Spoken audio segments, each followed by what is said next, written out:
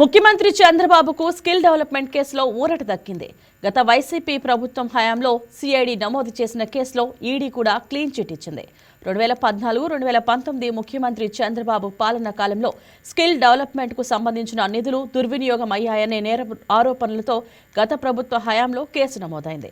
అయితే ఈ కేసులో చంద్రబాబుకు ఏ ప్రమేయమూ లేదని ఈడీ క్లీన్ చిట్ ఇచ్చింది. స్కిల్ కేసుకు సంబంధించి చంద్రబాబుకు ప్రొసీడ్స్ ఆఫ్ క్రైమ్కు సంబంధించిన ఏ ప్రక్రియలోనూ కార్యకలాపాల్లో పాత్ర లేదని తేల్చి చెప్పింది.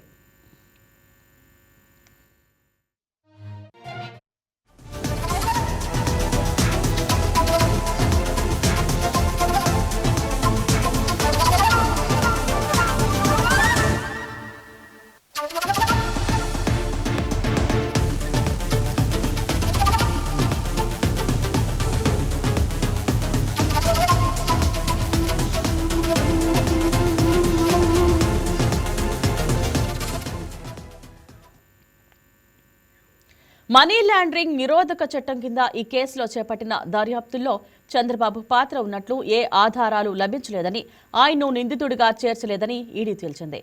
ఈడీ 2023 మే 1న విశాఖపట్నంలోని పీఎంఎల్ఏ కోర్టులో దాఖలు చేసిన ఛార్జిషీట్, తాజాగా సమర్పించిన అడిషనల్ ఛార్జిషీట్లో ఈ అంశాన్ని ప్రస్తావించింది.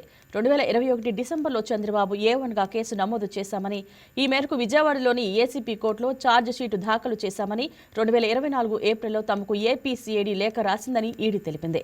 కానీ తాము పీఎంఎల్ఏ కింద నమోదు చేసిన కేసులో చంద్రబాబు పాత్ర ఎక్కడా తేలలేదని వివరించింది.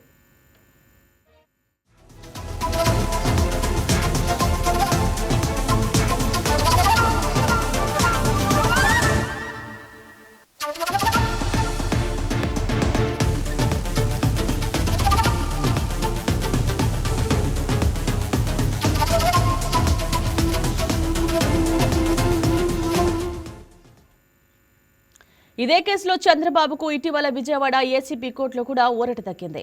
సిఐడి విజయవాడ ఏసీపీ కోర్టులో ఓ నివేదికను దాఖలు చేసింది. అందులో చంద్రబాబుపై మోపిన అభియోగాలను మిస్టేక్ ఆఫ్ ఫ్యాక్ట్గా పేర్కొన్నారు. అయితే కోర్టు కూడా దీన్ని అంగీకరించిన సంగతి తెలిసిందే. గత నెల 12న కోర్టు ఉత్తర్వులు కూడా ఇవ్వడంతో ఈ కేసు నుంచి రిలీఫ్ దక్కింది. తాజాగా ఈడీ నుంచి కూడా చంద్రబాబుకు క్లీన్ చిట్ వచ్చింది.